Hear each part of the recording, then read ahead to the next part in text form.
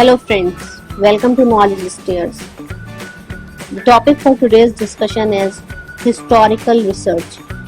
चलिए शुरू करते हैं, लेकिन उससे पहले अगर आपने अब तक नॉलेज स्टेयर्स को सब्सक्राइब नहीं किया है तो सब्सक्राइब कर लें और साथ ही लगे बेल आइकन को भी प्रेस कर दें ताकि जब भी मैं कोई नया वीडियो अपलोड करूं आपको उसका नोटिफिकेशन फौरन मिल जाए।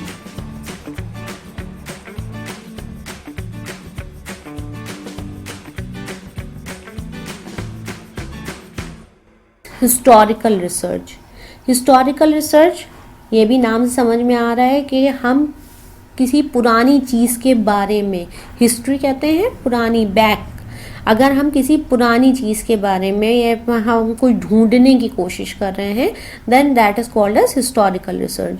Historical research is that research which utilizes historical sources like documents, remains, etc. जब हम पुरानी बची हुई कुछ चीज़ें हैं उनसे, जैसे कि पुराने कुछ डॉक्यूमेंट्स हैं, पुरानी लिखी हुई हिस्टोरियंस की लिखी हुई किताबें हैं, कुछ रिमेन्स हैं यानी कि कुछ पुराने पत्थर मिल रहे हैं, कुछ पुरानी रॉक्स मिल रही हैं, उसको यूज़ करते हुए टू स्टडी इवेंट्स और ideas of the past.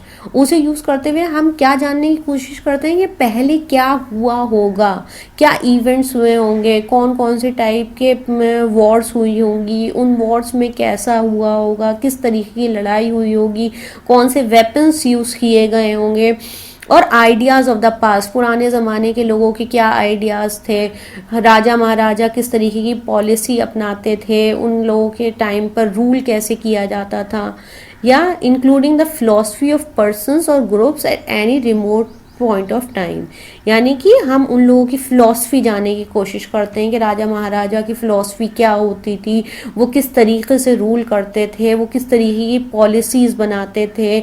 Her time के राजा का एक अलग तरीके के रूल्स होते थे, हर टाइम पर अलग तरीके की पॉलिसीज़ चलती थी, हर टाइम पर वॉर जो होती थी उन पे वेपन्स अलग होते थे, यूज़ करने वाले सिक्के अलग होते थे, उनके खाने पीने के तौर तरीक़ा अलग होता था, बर्तन अलग तरीके के होते थे, उनके पहनने के कपड़े अलग तरीके के होते थे. तो जब भी हम बची कुछ चीज़ों से हम पुरानी बातों को जानने की कोशिश करते हैं that is called as historical research. Like architectures at Indus valley civilisation.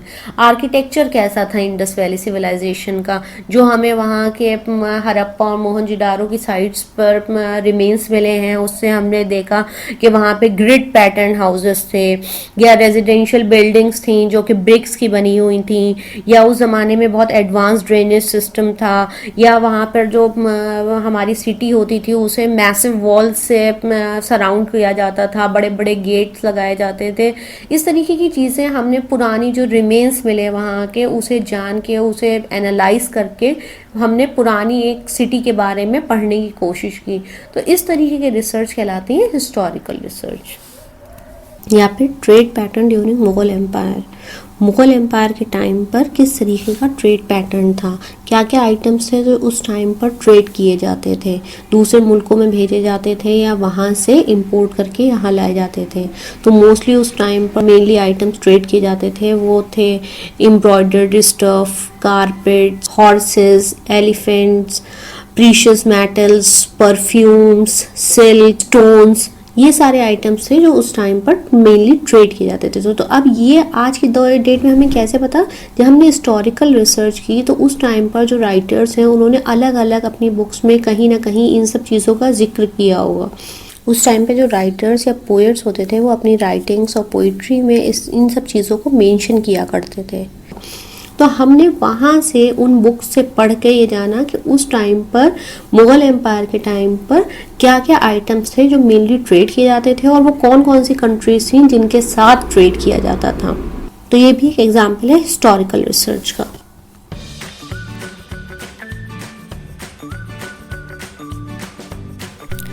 तो दोस्तों कैसा लगा आपको आज का वीडियो, कमेंट सेक्शन में ज़रूर लिख के बताएं. और अगर आप किसी स्पेसिफिक टॉपिक पे चाहते हैं कि मैं वीडियो बनाऊं तो प्लीज़ उसके बारे में भी ज़रूर लिखें. वीडियो को लाइक करें, अपने दोस्तों के साथ शेयर करें और नॉलेज स्टेयर्स को सब्सक्राइब करना ना भूलें. मिलते हैं नेक्स्ट वीडियो में. Till then, good bye, good luck.